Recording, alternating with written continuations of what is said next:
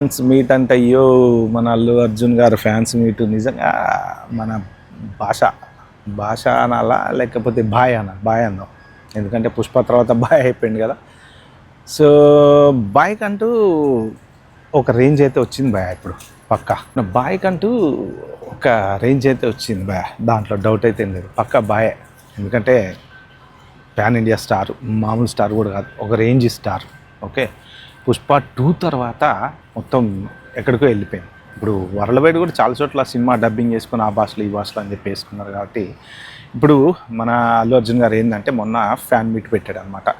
So అది యాక్చువల్గా fan meet స్వార్థం కోసం పెట్టిందా లేకపోతే మరి ఫ్యాన్స్కి హెల్ప్ చేద్దామని పెట్టిందా, ఇవన్నీ పక్కన పెడదాం. ఫస్ట్ అసలు ఏంటి, ఎందుకు ఆ ఫ్యాన్ మీట్ పెట్టాడు, దానివల్ల యూజ్ ఏంటి, ఆయన ఏమైనా చూపించుకుందామని పెట్టాడా, లేకపోతే ఎవరికి మీద కోపంతో పెట్టాడా, లేకపోతే ఇంకా ఏమన్నా ప్లాన్స్ ఏమైనా ఉన్నాయా ఫ్యూచర్లో, అన్నీ ఈ పర్టికులర్ వీడియోలో డిస్కస్ చేసుకుందాం. వెరీ ఇంపార్టెంట్ వీడియో, మీరు అయితే లాస్ట్ వరకు చూడండి. అలాగే ఏం చేయాలో తెలుసు కదా, ప్లీజ్ సబ్స్క్రైబ్ చేసుకోండి, ఓ లైక్ నొక్కండి, హైప్ ఉంటుంది నొక్కండి.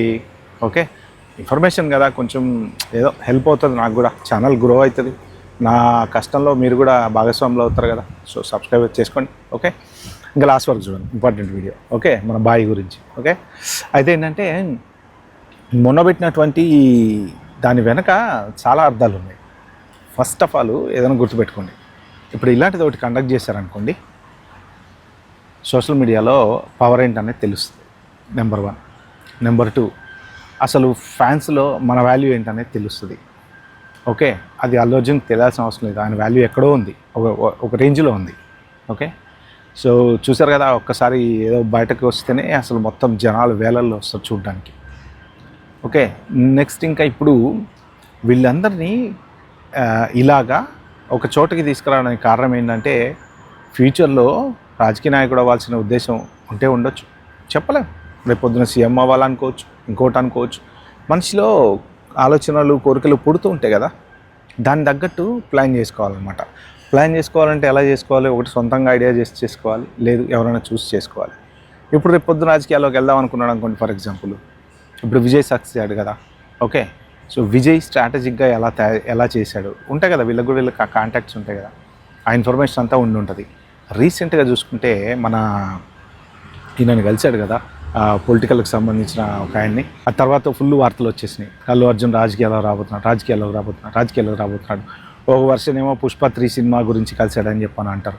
ఓకే, సో అదంతా పక్కన పెడితే, ఓకే ఒకవేళ రాజకీయాల్లోకి వద్దాం అనుకున్నాడు అనుకోండి, ఆయన కలిశాడు కదా, ఆయన ఒక సలహా ఇచ్చి ఉండొచ్చు కదా, నువ్వు ఓ పని అన్నా ఇప్పుడు బేసిక్ నుంచి స్టార్ట్ చేయి, ఇంకా నీకు మస్తు టైం ఉంది కదా, ఇంకో 5 ఏళ్ళు 10 ఏళ్ళు సినిమాలు చేసుకో మంచిగా, తర్వాత వద్దావు కదా. అప్పటికి ఇప్పటి నుంచే స్ట్రాటజిక్గా బిల్డప్ చేసుకుంటారా అని చెప్పుకున్నచ్చు కదా.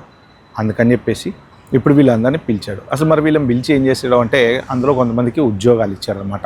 ఫ్యాన్స్కి 5,000 10,000 15,000 వాట్ ఎవర్ ఇట్ ఈస్, కొంత జీతం ఇచ్చి ఏం చెప్పాడయ్యా అంటే, అలవకుంఠపురంలోగా అమ్మాయి బొమ్మలు చూడమని కాదు, వాళ్ళకు పని చెప్పాడు అనమాట.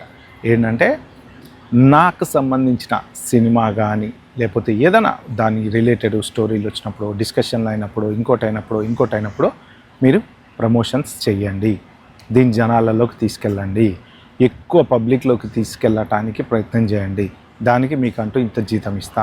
వాళ్ళు ఉద్యోగాలు చేసుకుంటారు, సైడ్ కంటెంట్ క్రియేషన్ ఏముంది దానికి, పెద్ద ఒక 5,000 10,000 వస్తే ఎవరికండి, ఫ్రీయే కదా, హ్యాపీగా.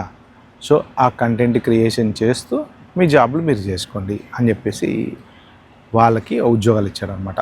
ఒక రకంగా చూసుకుంటే ఇది మంచి పరిణామమే. ఎందుకు అంటే వాళ్ళకి జాబులు వచ్చినాయా, ఏముందో ఒక 100 మందికి జాబులు వచ్చినట్టే కదా, ఇది ఇక్కడితో ఆగదు కదా.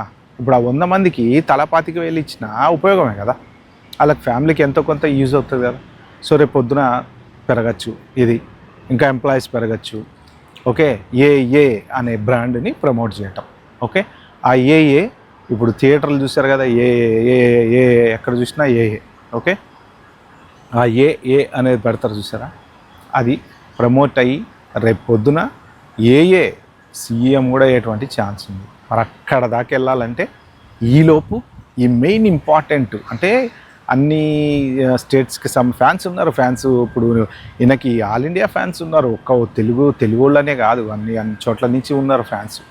ఓకే, ఈ ఏఏ అనేది బ్రాండ్ కనుక బాగా డెవలప్ అయితే రేపొద్దున ఏఏ సీఎం కూడా అవ్వచ్చు. చెప్పలేం, ఎందుకు అవ్వకూడదండి? ప్రజాసేవ చేసుకుంటా పోతే అవ్వకూడదని గ్యారంటీ ఏముంది? ఇప్పుడు ఎండ్ ఆఫ్ ద డే ప్రజలకు సేవ చేయాలి అనేటువంటి మనస్తత్వం ఉంటే వాళ్ళు ఇప్పుడు ఈ స్టార్ట్ అయింది, 5,000 10,000 జీతం ఇచ్చాడు, రేపు పొద్దున సేవా కార్యక్రమాలు చేస్తారు, లేకపోతే ఇంకో డొనేషన్ క్యాంపింగ్ చేస్తారు, ఇంకోటి చేస్తారు. సో చేసుకుంటా స్లోగా ఎదుగుతారు. ఎదిగిన తర్వాత అప్పుడు పొలిటికల్గా వస్తారు. ఇప్పుడు విజయ్ గారి స్ట్రాటజీ కూడా అదే కదా, స్లోగా అలా ఎదుక్కుంటూ వచ్చి ఇప్పుడు ఏమైంది, ఆయన ఒక్క దెబ్బకి ఎలక్షన్లో నిలబడితే ఖతం సీఎం అయిపోయాడు. అలా ఉండాలి. మళ్ళీ విజయకాంత్ అలా కాదు, విజయకాంత్ సీఎం కాలేకపోయాడు. ఫస్ట్ టైం నిలబడ్డప్పుడు 22 సీట్లు వచ్చినాయి, తర్వాత 2 సీట్లు వచ్చినాయి. అంటే ఆ క్రెడిబిలిటీ అనేది క్రియేట్ చేసుకోవాలన్నమాట. సో ఇప్పుడు ప్రదీప్ రంగనాథన్ కూడా ట్రై చేస్తున్నాడు పాలిటిక్స్లోకి రావాలని.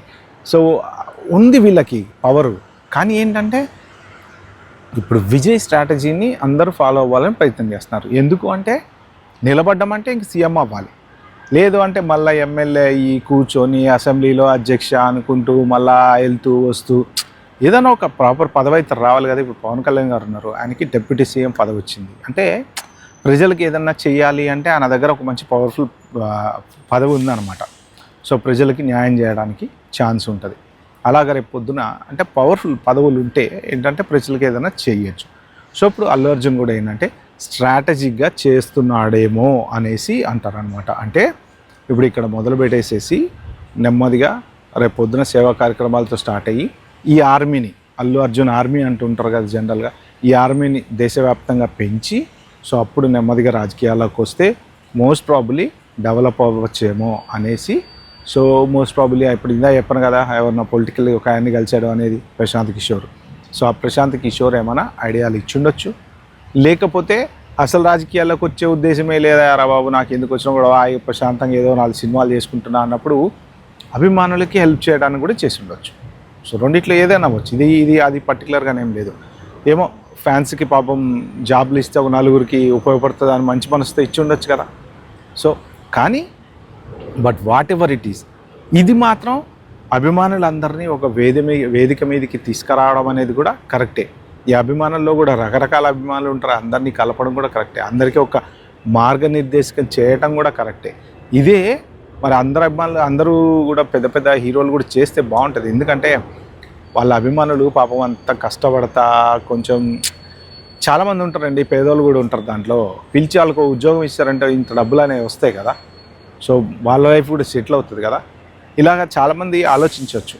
But what ever it is, మొత్తానికి అల్లు అర్జున్ ఫ్యాన్ మీట్ వెనక ఉన్నటువంటి రహస్యం ఏంటయ్యా అంటే రాజకీయాలు కావచ్చు, లేకపోతే ఫ్యూచర్లో ఏఏని ప్రమోట్ చేసుకోవడం అనేది కూడా కావచ్చు.